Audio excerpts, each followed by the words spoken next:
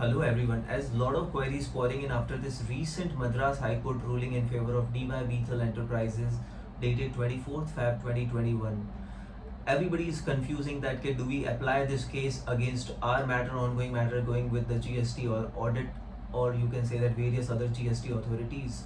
In case our supplier has not paid the GST even though we have done the payment. First, before I get it into this particular case laws, first let me tell you about something about the scenario of the applicability of the case laws. Each case holds pervasive value and have their own peculiar facts. If your facts are nexus with the judicial pronouncements you are referring to, you absolutely refer that peculiar judgment in favor of your cases. So this whole judgment is passed by the Madras High Court under a writ petition. So before we get it into the judgment, first let me tell you about the concept of writ petition. Article 226 of the Constitution of India gives a fundamental right to every citizen of India to file a writ petition. Writ petition can be of 5 types: mandamus, certiorari, prohibition, and you can say that warranto and habeas corpus. So this writ petition has been filed by the petitioner DY Bethel Enterprises under certiorari, which means to quash the order of any subordinate courts or tribunal or any quasi judicial authority.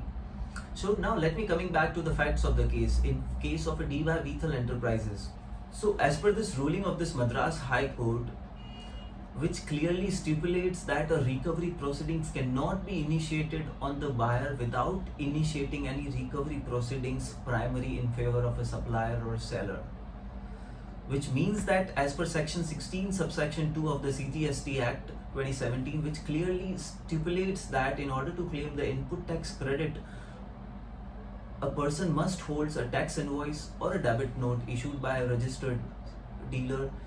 There must be a supply of goods or services, and the third most important, section 16 subsection 2 subsection 6, which states that the tax shall be paid to the credit of the central government.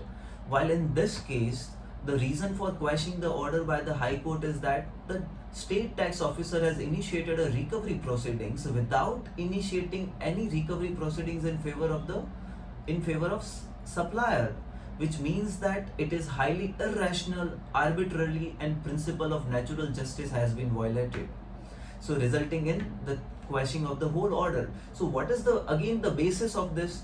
The order, going back to the basis of it, there is a press release released by the CBIC dated 4th May 2018, which clearly states that in order to initiate any recovery from the seller, first recovery has to be made from the seller. However, resulting in however, there must be an option to the officer for the reversal of credit from the buyer, but that has to be exercised only in case of an exceptional circumstances. And what are the exceptional circumstances?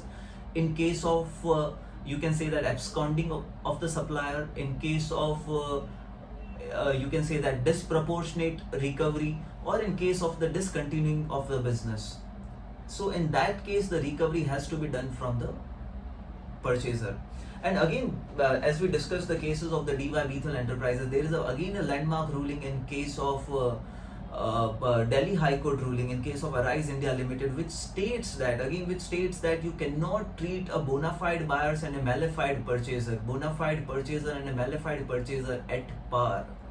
It is also resulting in a violation of an Article 300A, Article 14, and Article 19(1) subsection G of the Constitution of India, which states that you cannot treat unequals equal.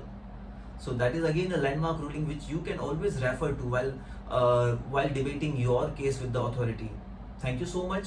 If you required the copy of circulars or press release in reference to this discussion,